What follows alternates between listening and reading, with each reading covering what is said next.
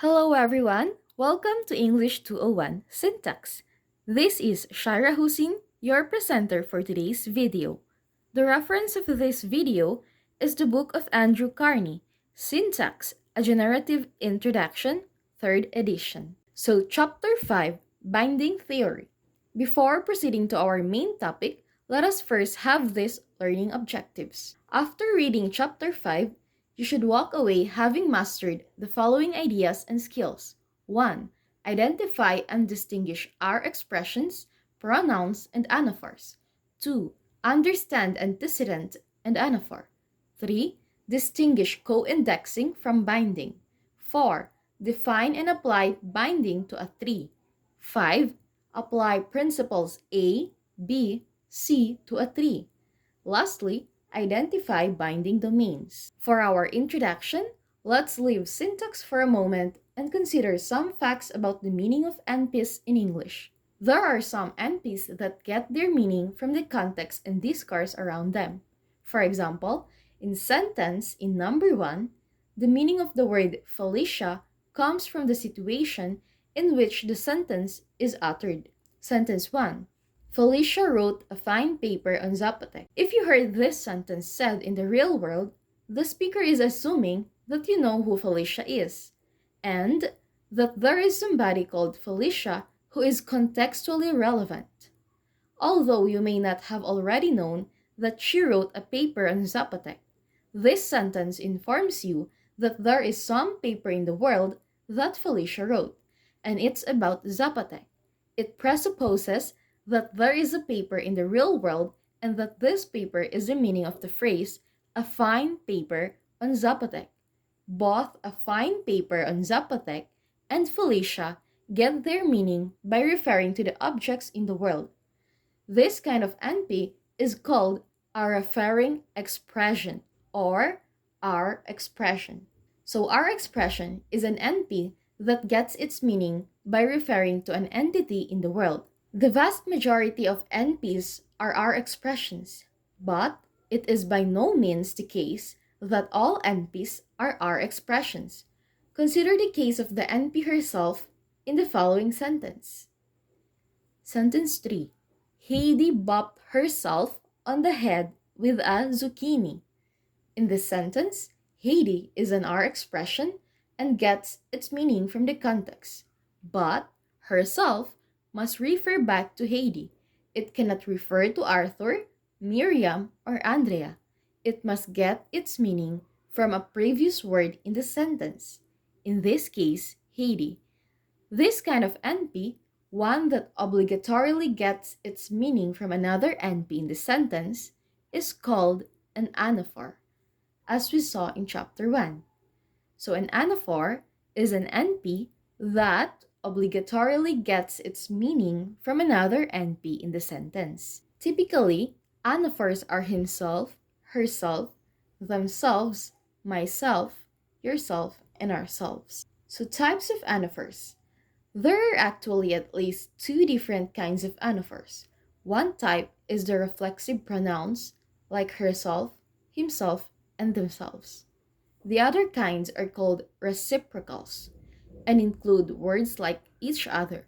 For our purposes, we'll just treat this group like a single class, although there are minor differences between the distributions of reflexives and reciprocals. There is yet another kind of NP. These are NPs that can be optionally get their meaning from another NP in the sentence, but may also optionally get it from somewhere else. These NPs are called pronouns. Look at the sentence in 5. Sentence 5. Art said that he played basketball. In this sentence, the word he can optionally refer to Art. That is, the sentence can mean Art said that Art played basketball. Or it can refer to someone else. That is, Art said that Noam played basketball. Typically, pronouns include he, she, it, I, you, me, we, they, us, him, her, them, his, her, your, my, our, their, and one. A definition of pronoun is given in 6. So it says here that pronoun is an NP that may but need not get its meaning from another word in the sentence. Getting back to syntax, it turns out that these different semantic types of NPs can only appear in certain syntactic positions that are defined using the structural relations we developed in the last chapter. Anaphors, are expressions and pronouns, can only appear in specific parts of the sentence. For example, an anaphor may not appear in the subject position of sentence. Sentence 7, asterisk herself bopped Heidi on the head with a zucchini. The theory of the syntactic restrictions on where these different NP types can appear in a sentence is called binding theory. Binding theory makes reference to the structural relations we learned about in the previous chapter. This chapter, thus, will be your first exposure to why structural relations are so important to syntacticians. The notions co-indexed and antecedent. An NP that gives its meaning to another noun in the sentence is called the antecedent. Antecedent is an NP that gives its meaning to another NP. For example, in sentence 3, repeated here as 9, the NP Heidi is the source of the meaning for the anaphor herself. So, Heidi is called the antecedent. Sentence 9, Heidi bopped herself on the head with a zucchini. So antecedent here is Heidi, and the anaphor here is herself. We use a special mechanism to indicate that two NPs refer to the same entity. After each NP, we write a subscript letter if the NPs refer to the same. Then, they get the same letter. If they refer to different entities, they get different letters. Usually, we start, as a matter of tradition, with the letters I, and work our way down the alphabet. These subscript letters are called indices or indexes. So, the term co-index means two NPs are said to be co-indexed if they have the same index. In 10C, Art and he are co-indexed. In 10B, Art and he are not co-indexed. So we have here the sentence for 10A, Colin, subscript I, gave Andrea, subscript J, a basketball, subscript K. 10B, Art, subscript I, said that he, subscript J, played basketball, subscript K, in the dark, subscript L. 10C, Art, subscript I, said that he, subscript I, played basketball, subscript K, in the dark, subscript L. 10D, Heidi, subscript I, bopped herself. 10D, Heidi, subscript I, bopped herself, subscript I, on the head, subscript J, with a zucchini, subscript K.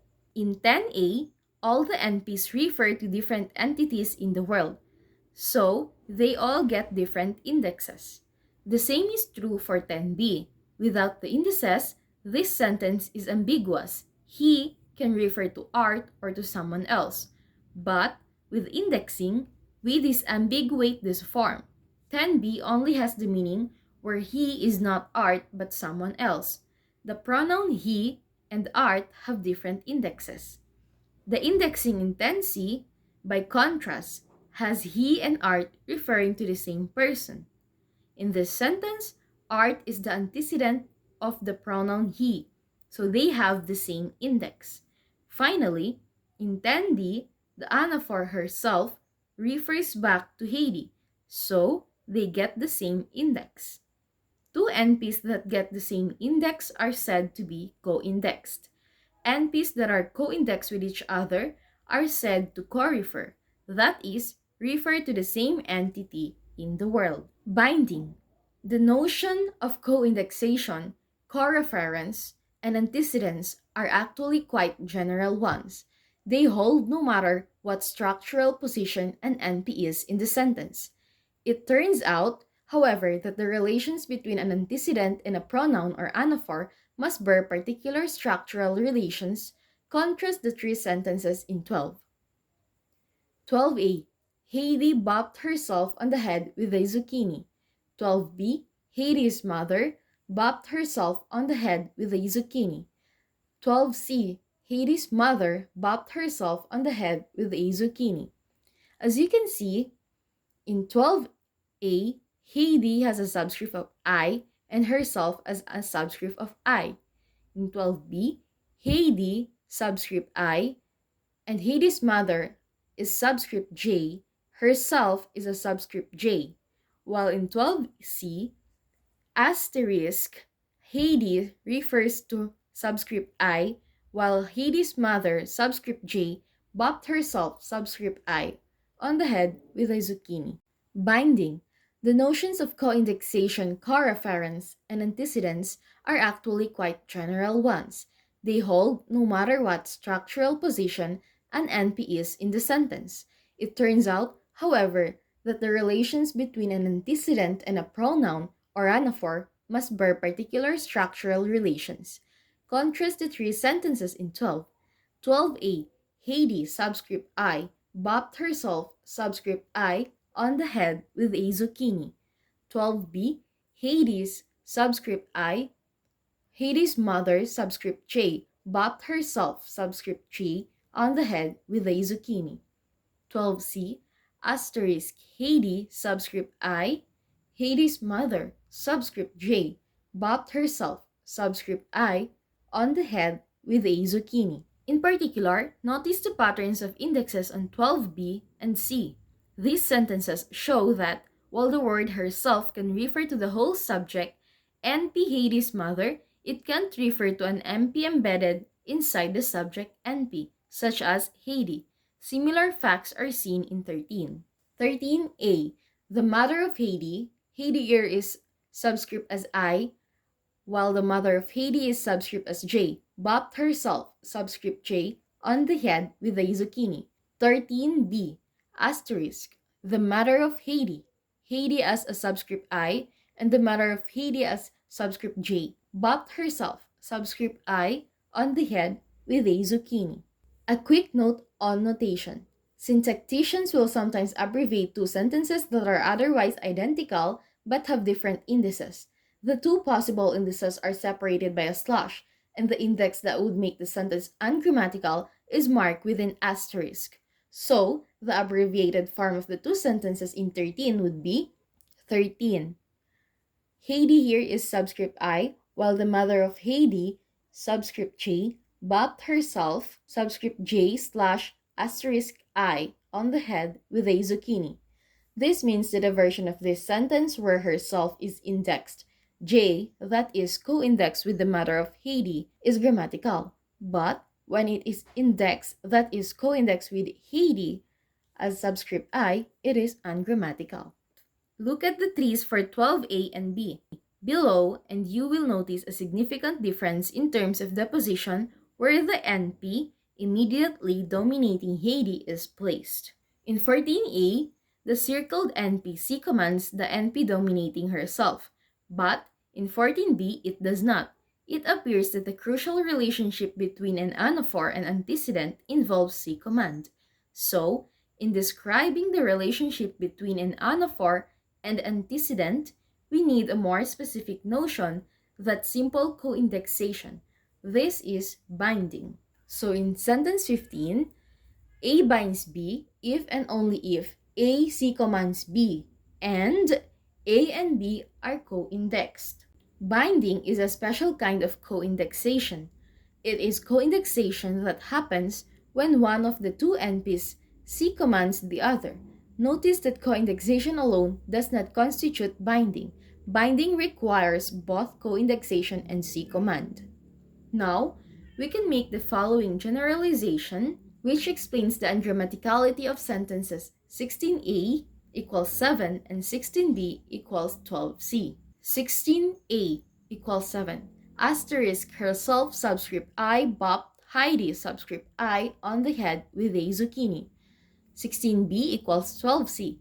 Asterisk Heidi subscript I, Heidi's mother subscript J, bopped herself subscript I on the head with a zucchini. In neither of these sentences is the anaphor bound. In other words, it is not C-commanded by the NP, it is co-indexed with. This generalization is called binding principle A. So principle A determines the distribution of anaphors. Binding principle A. An anaphor must be bound. Remember, bound means co-index with an NP that C commands it. If you look at the tree in 14b, you'll see that the anaphor herself and the NP Haiti are co-indexed. However, they are not bound, since NP Haiti does not C command NP herself. The same is true in the tree for 16a equals 7, which is shown in 18. Even though the two NPs are co-indexed, they do not form a binding relation. Since the antecedent does not C command the anaphor, you might think that Heidi binds herself since the anaphor C commands the antecedent. But notice that this is not the way binding is defined. Binding is not a symmetric relationship.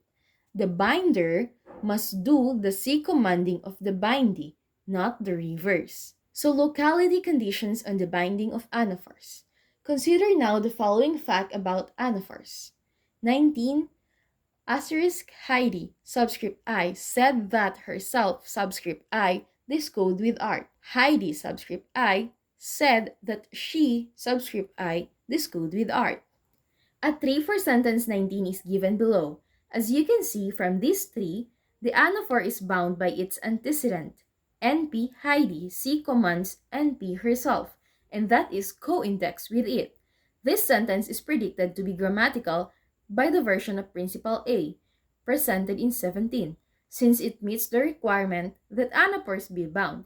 Surprisingly, however, the sentence is ungrammatical. Notice that the difference between a sentence like 19 and a sentence like 12a is that it is ungrammatical.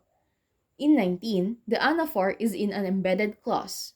The anaphor seems to need to find its antecedent in the same clause. This is called a locality constraint. The anaphor's antecedent must be near it or local in some way. The syntactic space in which an anaphor must find its antecedent is called a binding domain. For the moment, let's just assume that the binding domain is the clause TP. So binding domain is the clause containing the NP, which is the anaphor, pronoun, or R expression. Binding domain. The definition we've given here for binding domain is clearly oversimplistic. For example, when there is an NP that contains an anaphor and an NP marked with apostrophe S, that NP seems to function as a binding domain. Sentence 1. Heidi, subscript I, believes any description of herself, subscript I. Sentence 2. Asterisk Heidi, subscript I, believes Martha, subscript J, description of herself, subscript I. Sentence 3. Heidi, subscript I, believes Martha, subscript J, description of herself, subscript J. The literature on this is extensive and beyond the scope of this chapter, but you should be aware that the definition given here needs extensive revision. We will return to this in chapter 17. With this in mind, let's revise Principle A. Binding Principle A revised. An anaphor must be bound in its binding domain. So the distribution of pronouns. Anaphors are not the only NP type with restrictions on their syntactic position. Pronouns can also be restricted in where they may appear. In sentence 23a, Hailey, subscript I, bopped her, subscript J, on the head with a zucchini. 23b, asterisk. Hailey, subscript I, bopped her, subscript I, on the head with a zucchini. Pronouns like her in the sentences in 23 may not be bound. They may not be co-indexed by a C commanding NP. The sentence in 23 may only have the meaning where the her refers to someone other than Heidi. Contrast in this situation with the one in which the pronoun is in an embedded clause. So in sentence 24a, Heidi subscript I said CP that she subscript I discode with art. 24b, Heidi subscript I said CP that she subscript K discode with art. In this situation, a pronoun may be bound by an antecedent, but it doesn't have to be. It can be bound as in 24a or not bound as in 24b. Unlike the case of anaphors, which must be bound in a particular configuration, pronouns seem only to have a limited on where they cannot be bound. That is, a pronoun cannot be bound by an antecedent that is a close mate in the same immediate clause. You'll notice that this is exactly the opposite of where anaphors are allowed. This restriction is called Principle B of the binding theory. So the distribution of R expressions. R expressions have yet another distribution. R expressions don't seem to allow any instances of binding at all, not within the binding domain and not outside it either. In sentence 27A, asterisk, Haiti, subscript I, kissed Miriam, subscript I. 27B, asterisk, Art, subscript I, kissed Geoff, subscript I. 27C, asterisk, she, subscript I, kissed Haiti, subscript I. 27D, asterisk, she, subscript I, said that Haiti, subscript I, was a disco queen. In none of those sentences can the second NP or all R expressions be bound by a C commanding word. This, in and of itself, is not terribly surprising. Given the fact that R expressions receive their meaning from outside the sentence, that is, from the context. That they don't get their meaning from another word in the sentence, or via binding, is entirely expected. We do have to rule out situations like 27, however. The constraint that describes the distribution of R expressions is called principle C. So, principle C is an R expression that must be free. In conclusion, in this chapter, we'll look at a very complex set of data concerning the distribution of different kinds of NPs. We saw that these different kinds of NPs can appear in different syntactic positions. A simple set of binding principles A, B, and C governs the distribution of NPs. This set of binding principles is built upon the structural relations developed in the last chapter. In the next chapter, we're going to look at how we can develop a similarly simple set of revisions to the phrase structure rules. The constraints developed in this chapter have the shape of locality constraints in that they require local or nearness relations between certain syntactic objects. In later chapters, we'll see a trend towards using locality constraints in other parts of the grammar. That will be all. Thank you.